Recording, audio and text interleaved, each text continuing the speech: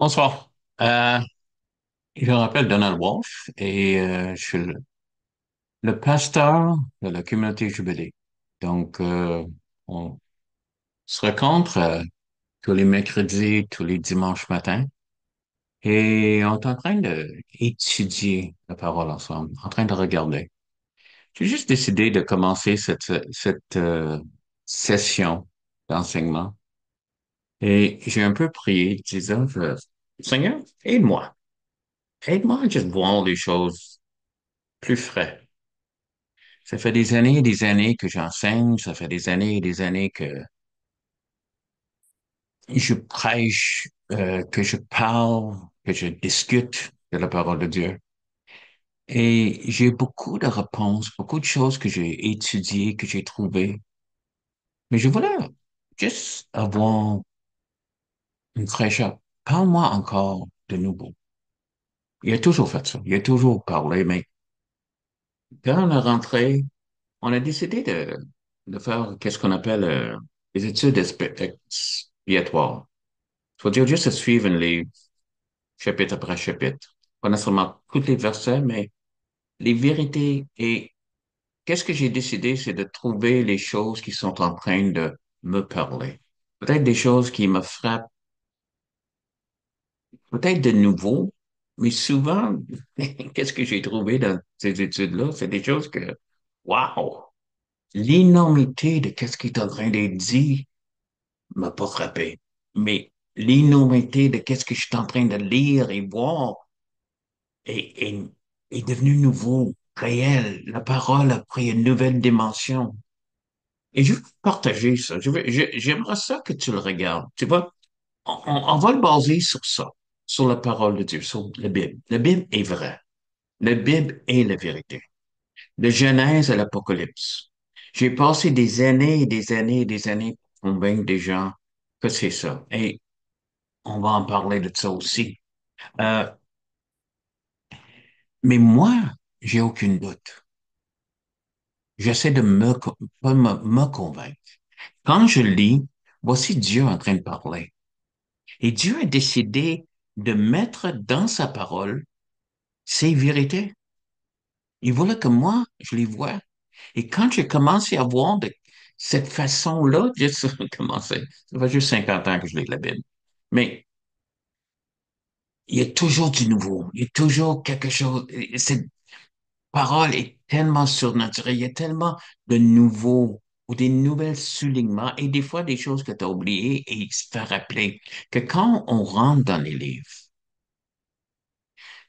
la Bible, pour ceux qui ne savent pas, il y en a 66 livres. C'est pas un livre, c'est 66 livres. OK? Mais quand on rentre dans un livre qui est dans la Bible, comme la Genèse, comme Matthieu, Romains, tous les autres Apocalypses, on est en train de lire la parole de Dieu. Qu'est-ce que Dieu voulait que tu saches à propos de la vérité, à propos de lui, à propos de ta vie, les choses que tu devras connaître, qu'il veut que tu connais, à propos de son amour, à propos de euh, sa grandeur, à propos de sa puissance. À propos de cette relation qu'il peut avoir, toi et lui, ensemble, moi et lui. Il veut que tu le connais. Il veut te connaître. Il t'écrit une lettre d'amour. Cette parole-là est unique. Euh, il y a des personnes qui étudient des religions, qui ne sont pas nécessairement chrétiennes. Mais ils disent, Steve, oui, ce livre-là est unique.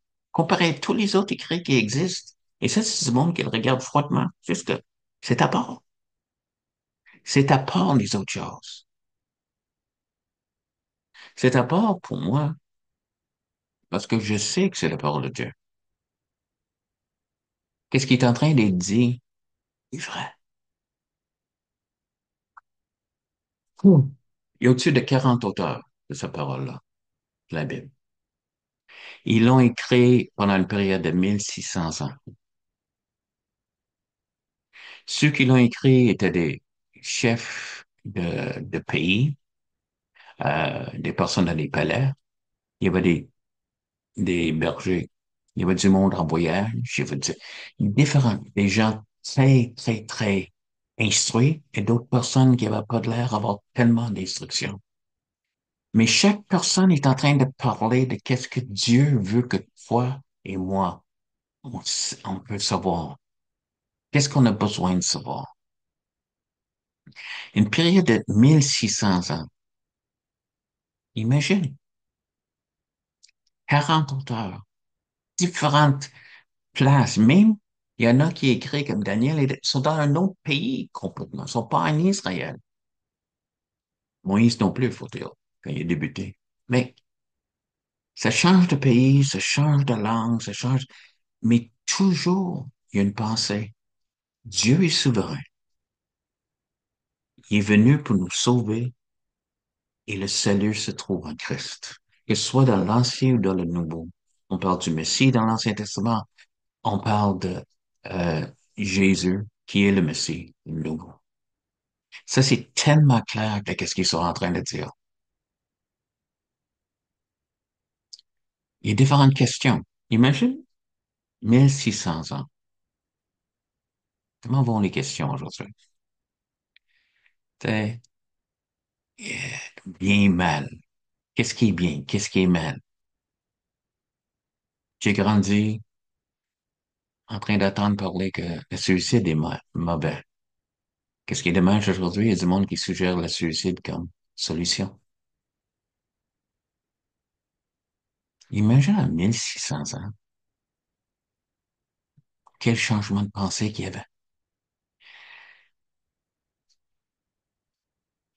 Qu'est-ce qui est bien? Qu'est-ce qui est mal? Change jamais dans la parole. Les pays changent. Les situations changent. Même les personnes qui écrivent en prison, d'autres personnes qui écrivent quand ils sont en train de célébrer. Mais toujours, il y a une pensée que qu'est-ce qui est mal demeure mal. Qu'est-ce qui est bien demeure bien. Et comment vivre? Comment toi et moi, on peut vivre notre vie, d'être bien. Une des choses que la Bible dit, que Jésus a dit, je suis venu afin que tu aies la vie en abondance. Je veux pas enlever les choses. Je veux te donner la vraie vie, mais pas l'illusion. Il y a des choses que tu penses, c'est la liberté, c'est la vérité, et c'est des illusions. Et à la fin de tout ça, tu es déçu. C'est dommage. Des personnes comme Hemingway qui a dit, mais euh, je veux devenir connu. Et si ça ne me satisfait pas, je vais me tuer. Il s'est tué. C'est dommage. Parce qu'il cherche une illusion. Pensant, ça, c'était l'accomplissement. Jésus a dit, je suis venu pour te donner la vie en abondance. Je veux te satisfaire. Quand j'étais jeune, ça fait longtemps. Rolling Stones disait, I can't get no satisfaction. Je peux pas avoir la satisfaction. En Christ, tu peux le trouver. Dans cette parole, on peut le trouver.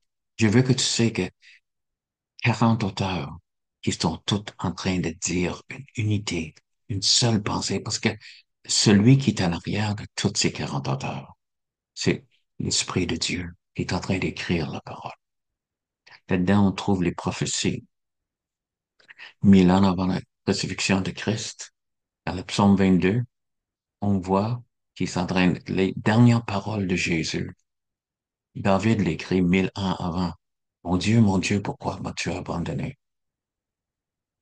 Dans le même psaume, il dit, ils ont percé mes mains et mes pieds.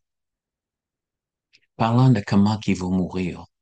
Il y a une autre chose, ils ont tiré au sort mes vêtements. Ce qui était intéressant, que quand quelqu'un était crucifié, les soldats romains prenaient leur linge, ils le séparaient entre eux. Mais Jésus avait une tunique il n'y avait pas de place pour le séparer. Il aurait fallu le déchirer. Donc, ils ont tiré au sort pour sa tunique. 1000 ans avant, il y a des centaines de prophétie dans la Bible qui parle du futur. Et ça, c'est pas un homme qui l'a écrit, qui l'a arrangé. La Bible aussi, il n'y a jamais un livre qui était aussi attaqué. Que le monde disait, mais c'est la fiction, il faut l'arrêter d'en voir. Il y a tellement de gens qui ont décidé qu'éventuellement, que la Bible, ils vont prouver que c'est pas vrai. Il n'y a jamais un livre aussi attaqué. Et encore, il est là. Parce que c'est la vérité. Et si on attaque la vérité va demeurer.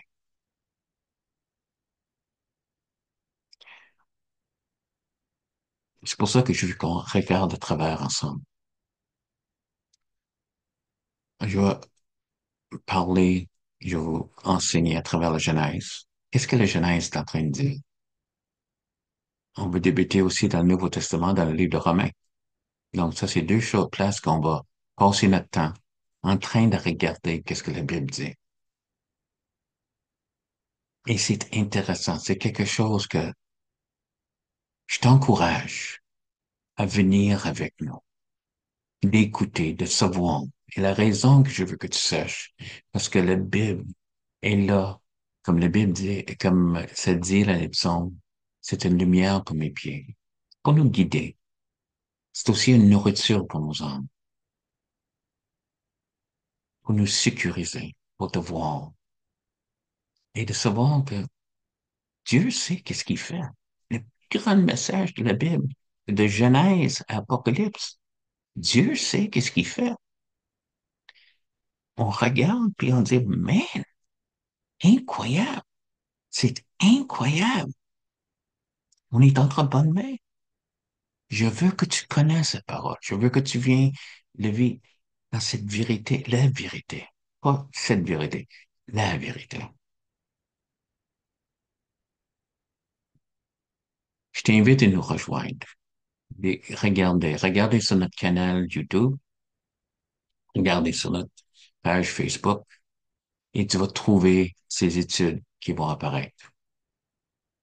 Et si tu aimerais nous rejoindre, on a tous les dimanches matins et tous les mercredis soirs à 6 heures. Dimanche, excuse-moi, je suis anglophone. Donc, tous les mercredis, les soirs, ok, 6 heures de la soirée. Et à 10 heures, dimanche matin. Puis on est en train d'écouter, juste étudier ces livres ensemble, on prie ensemble, et tu seras bienvenu. Regarde sur notre page Facebook, tu vas voir l'invitation. Tu cliques sur le lien Zoom et tu peux le rejoindre.